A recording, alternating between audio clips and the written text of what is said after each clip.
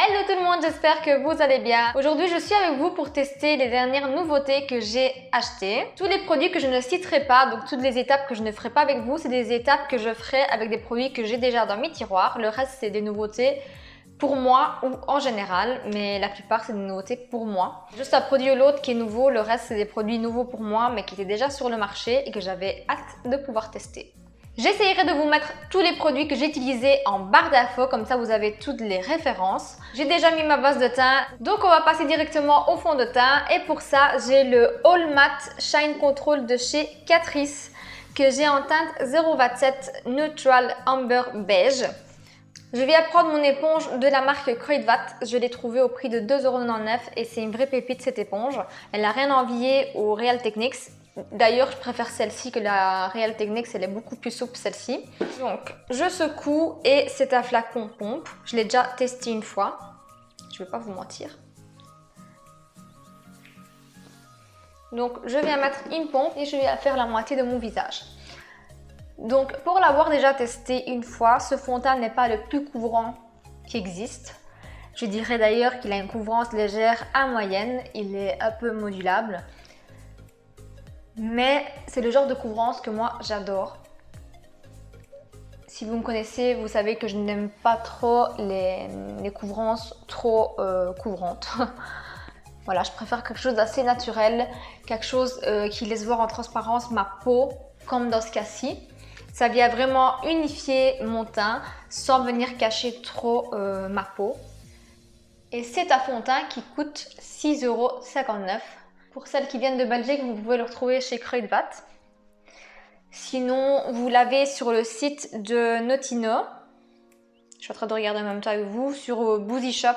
Je ne sais pas ce que vous en pensez, mais moi j'aime vraiment beaucoup le rendu de ce fond de teint. C'est le seul fond de teint avec lequel je ne ressens pas le besoin de le poudrer.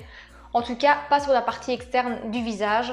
Je poudre toujours plus ou moins ma zone T puisque c'est ma zone la plus critique, mais c'est un fond de teint qui devient quand même assez mat, assez poudré au fini et je ne ressens vraiment pas le besoin de le poudrer. Et la tenue, elle est vraiment extraordinaire pour le prix. Moi, je vous dis, foncez. Ensuite, j'ai enfin réussi à me procurer le concealer True Skin de chez Catrice toujours. Je l'ai pris en teinte 020, c'est la teinte que je prends généralement dans mes anti-cernes chez Catrice. C'est un concealer waterproof avec de l'acide hyaluronique à l'intérieur, donc il est censé être hydratant. Il n'y a pas de parabènes, il n'y a pas d'huile minérale, enfin voilà, il n'y a pas de microplastique, il est vegan, il a tout ce qu'il faut pour lui. Ici, pareil, donc pour ce qu'on était du fond de teint, exactement la même chose. Donc j'en ai entendu longuement parler de ce concealer. Moi j'ai le fond de teint que j'aime d'amour. Et le concealer, je n'arrivais pas à mettre la main dessus. Et voilà, je l'ai enfin trouvé. Donc je vais l'appliquer tout simplement comme j'aurais fait avec n'importe quel concealer. La texture m'a l'air quand même bien épaisse, un peu comme le Tarte je dirais. Il me fait penser, il me fait vraiment penser au concealer de chez Tarte. Et j'aime beaucoup l'embout qui est hyper souple et ça nous permet vraiment d'aller dans le coin de l'œil. Ça épouse vraiment la forme des yeux. Il est hyper doux. Waouh, je suis vraiment bluffée par le résultat. Là, vous pouvez voir qu'il brille un peu vu qu'il est hydratant. Donc c'est tout à fait normal, mais au niveau de la couvrance, je peux vraiment le comparer au Shape Tape, le Ultra Creamy, le dernier qui sont sortis. En tout cas, moi, je le compare plus ou moins à celui-là au niveau du rendu. Ils se font hyper bien avec la peau. La couvrance, elle est top. Moi, j'ai pas besoin de plus. Et si jamais, je pense que c'est quand même un concealer qui est modulable si vous avez des cernes un peu plus marquées. Mais voilà, franchement, en ce moment, rien à dire. Il file légèrement dans mes ridules, mais comme je vous ai déjà dit, moi, tous les concealers filent dans mes petites ridules du bas. Donc je vais venir poudrer avec une poudre que j'ai déjà et on se retrouve juste après. Donc voilà l'anti-cerne fixé. J'ai oublié de vous dire le prix, c'est 3,99 € toujours chez Kruidvat et sur les différents sites le prix tourne toujours autour des 3,99 €, 3,79 €, c'est toujours plus ou moins la même chose. Maintenant nous allons passer aux yeux et pour ça vous vous doutez bien si vous me suivez sur Instagram, on va tester ensemble la nouvelle palette de chez Natasha Denona, la Retro Palette. C'est une palette qui compte 15 fards avec des textures différentes entre elles. Nous avons du mat, nous avons du métallique, nous avons du pailleté. Et les teintes, elles sont hyper belles, c'est tout à fait mes teintes. Si vous me connaissez maintenant, vous savez que les teintes un peu nudes, rosées, c'est tout ce que j'aime. Les teintes un peu burgundy comme ça. Et quand j'ai vu la voie première, j'ai craqué. Donc nous allons tout de suite passer au test. Ça fait plus d'une semaine qu'elle est chez moi et vous vous doutez bien que j'ai trop envie de la tester. Mais avant ça, on va se faire un petit plaisir. Le meilleur des moments. Je ne sais vraiment pas du tout sur quoi je vais partir, mais je vais commencer par poudrer toute ma paupière. Donc je n'ai pas appliqué de base, j'ai juste appliqué du concealer. Et je vais venir poudrer avec le fard le plus clair de la palette qui est la teinte Mood.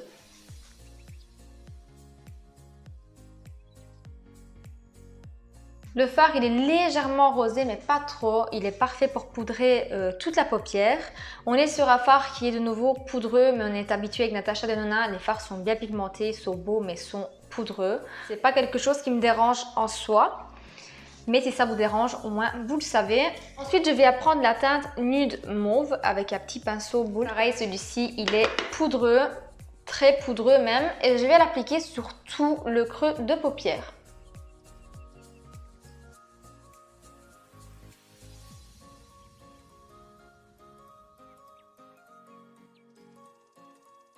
Cette première teinte, elle est vraiment très jolie. Elle est entre un petit marronné et un petit mauve, d'où son nom, je pense. Ensuite, je vais prendre le pinceau 231 de chez Zoeva, donc qui est un pinceau fluffy, mais un peu plus précis. J'ai oublié de vous le dire, mais la première teinte, je l'ai également mise en rat de cils, comme ça je me suis déjà avancé le travail. Donc, je vais prendre la teinte Groove, qui est burgundy. Je ne vois pas comment on pourrait l'appeler d'autre. Par contre, oh là là, il faut bien tapoter le pinceau parce que c'est hyper poudreux. Et donc, je viens l'appliquer également dans le creux paupière, mais un peu plus précisément. Je ne remonte pas trop. C'est pas grave si je descends un petit peu, je vais venir renettoyer juste après.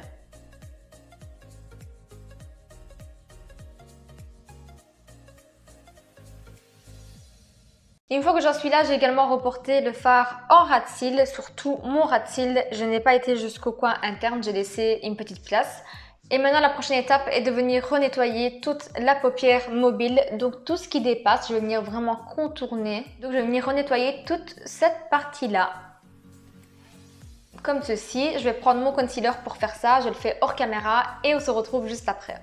Ensuite, une fois que j'en suis là, donc voici comment j'ai nettoyé la forme. Je viens reprendre le premier pinceau que j'ai utilisé avec la teinte Mood, donc la teinte la plus claire. Et je viens poudrer tout le milieu de la paupière.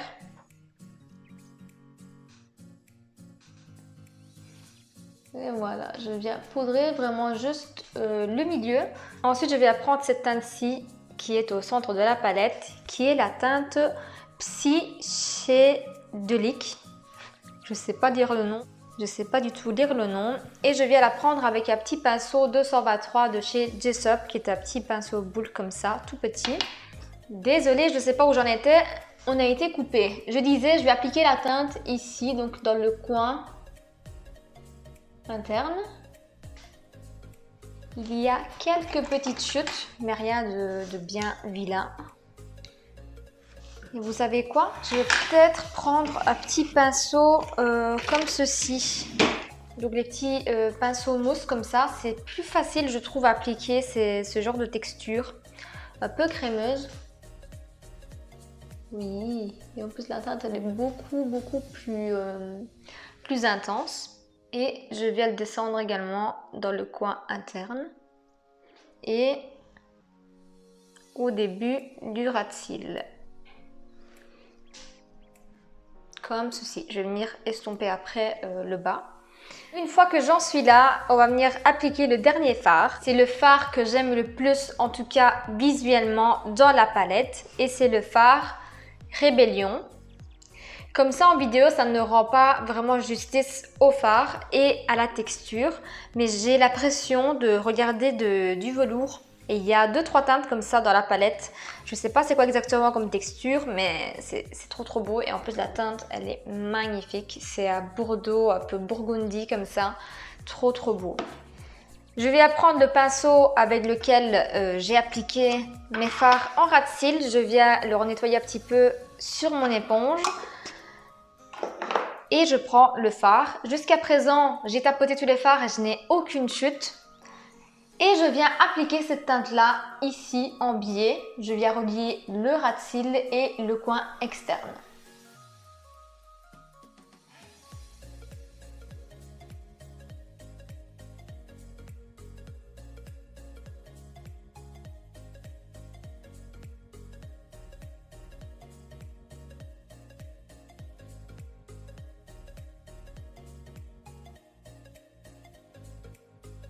Donc voilà pour ce que ça donne pour le premier œil. Je vais venir terminer le deuxième hors caméra et on se retrouve juste après.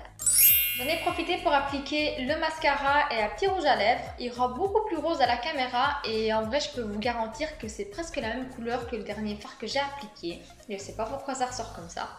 Bref.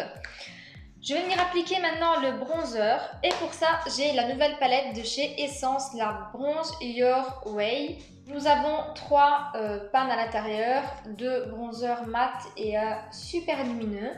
Nous avons également un miroir comme de la palette Highlighter, c'est exactement la même palette, le même packaging, sauf que ici nous avons des bronzers. Pour ça, je viens prendre un pinceau de la marque April, c'est un pinceau à blush. Je l'ai acheté dernièrement et j'ai trop envie de l'essayer. Je viens à peine de toucher le pan avec le pinceau. Ça a l'air hyper pigmenté et hyper poudreux. Vous ne le verrez pas comme ça à la caméra, mais c'est poudreux. Et donc, je vais venir réchauffer mon teint. J'ai oublié de vous dire, mais j'ai pris la teinte Tropical Bronze, donc la plus foncée de la palette. Celle-ci, c'est plus pour venir un petit peu réchauffer mon teint. Désolée si vous entendez un petit bruit de chaise, de grincement. Il faut absolument que je change ma chaise. C'est une petite chaise pliable de chez Ikea là. Et elle me gave vraiment. Et je viens descendre un petit peu dans le cou pour toute démarcation, si jamais. J'ai quand même envie de venir essayer la partie la plus pailletée, la plus lumineuse. Donc c'est la teinte Major Bronze.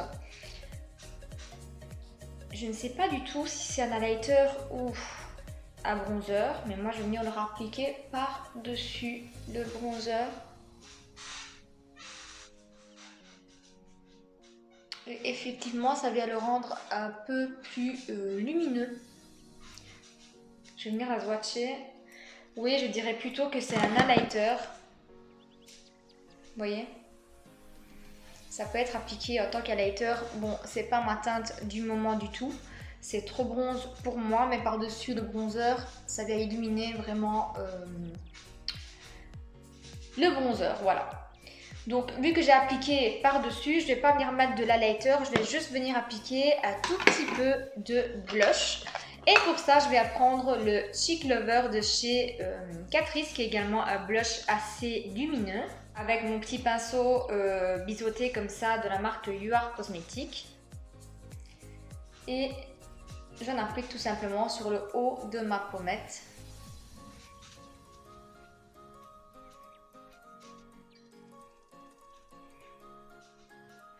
J'aime bien en mettre sur le petit bout de mon nez. J'ai également cette nouveauté qui est bronzer, le Holiday Skin de chez Catrice. Je vous le montrerai lors d'une prochaine vidéo ou alors en story sur Instagram. C'est également un bronzer qui est génial, il est hyper bien, il est infusé avec des huiles de macadamia, hyper hydratant. C'est de la poudre, mais c'est comme si on appliquait quelque chose d'assez crémeux sur le visage et il est hyper confortable.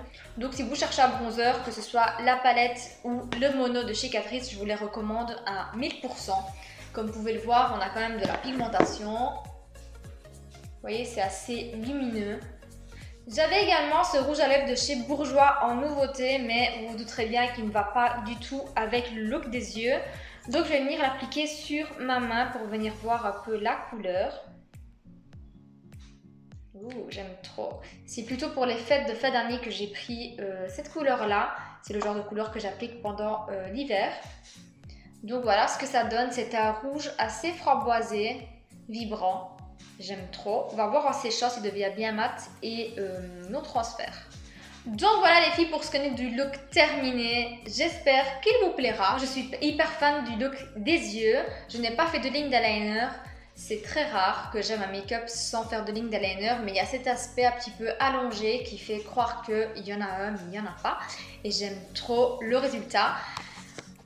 Désolée, mais je viens de me rendre compte que je n'avais pas mon micro, donc j'espère que vous aurez entendu ce que je vous ai dit juste avant. Ça, c'est toujours moi, la youtubeuse en carton. Donc, je disais que j'aime beaucoup le make-up des yeux. J'aime en général tous les produits que j'ai testés. Comme vous pouvez le voir, ça fait plus d'une demi-heure que j'ai fait mon teint. Même 1 heure, je dirais. Et le teint, il n'a pas bougé. Je ne l'ai pas poudré. C'est un fond de teint que je recommande à 1000%. La palette de bronzer, pareil. La palette des yeux... Bon, moi je suis hyper fan des fards de Natasha Denona, c'est une de mes marques préférées au niveau des palettes. Maintenant, si la question est ce que ça vaut vraiment 65 €, est-ce que c'est vraiment nécessaire? Je vous dirais non, vous avez ce genre de teinte dans d'autres palettes, beaucoup moins cher et vous pouvez avoir plus ou moins le même rendu, je dirais. Mais moi qui aime Natasha Denona et les fards et comment ça se travaille, je suis hyper contente d'avoir investi dans cette palette. Je ferai plein de looks avec prochainement, je pense. Donc voilà les filles, j'espère que ce petit make-up nouveauté vous aura plu. N'hésitez pas à me dire dans les commentaires ce que vous en pensez. N'hésitez pas à me dire également si vous avez craqué pour l'un de ces produits que je vous ai présentés aujourd'hui, surtout les 2 dernières nouveautés, la palette teint de chez Essence et la palette d'yeux de chez Natasha Denona. N'hésitez pas à me dire en commentaire si vous avez craqué ou si vous craquerez prochainement ou pas du tout. Si vous avez aimé la vidéo, n'hésitez pas à mettre un petit pouce bleu, un petit commentaire et abonnez-vous à ma chaîne si ce n'est pas encore fait. Et suivez-moi également sur Instagram que je vous laisse en barre d'infos comme d'habitude. En attendant une prochaine vidéo, moi je vous fais de gros bisous et je vous dis à très vite. Ciao!